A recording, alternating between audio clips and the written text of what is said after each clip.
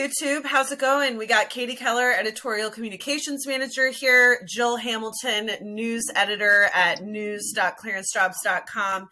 So we're coming up on a holiday, and actually it's one of the holidays that is the top 4 for arrests for DUIs. So we're coming to you with a few different security clearance stories that are going to prepare you just in time for the Thanksgiving holiday. So Jill, what do we have for number 1? Yeah, this first one, he got in a fight over Thanksgiving with his family.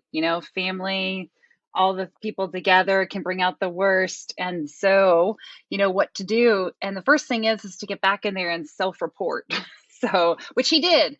So he had a whole scenario of going to a different agency and having to rewrite all that information back in there again. So it's something to keep in mind when you're at your family gatherings.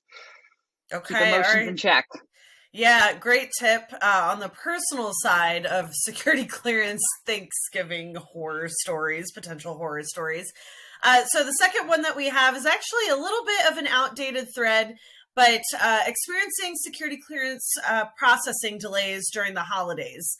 Not the timeline and the processing timelines have certainly decreased in favor of folks that are applying for security clearance or trying to enter the national security world.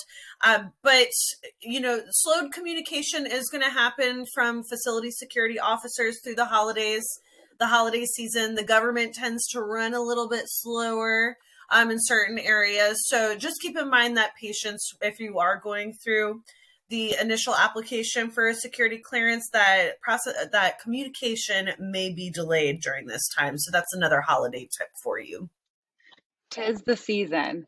And our last one is number 3 that we'll chat about that you should definitely listen to on our podcast is about an applicant who was eventually denied based on his alcohol consumption and not seeking help. Holiday season can bring on a lot of that with alcohol consumption and which can lead to a lot of other, either personal issues like felonies or anything like that, like not always, but all those things can crop up which are part of the adjudicative guidelines, so it's good to keep those in mind, and even use that as a check, and if there is a problem, like seeking help, that goes a long way, and we'll chat a lot more about that, what this applicant tried to do and where maybe things that he could have done a little bit differently with his clearance process so that his clearance wasn't ultimately denied.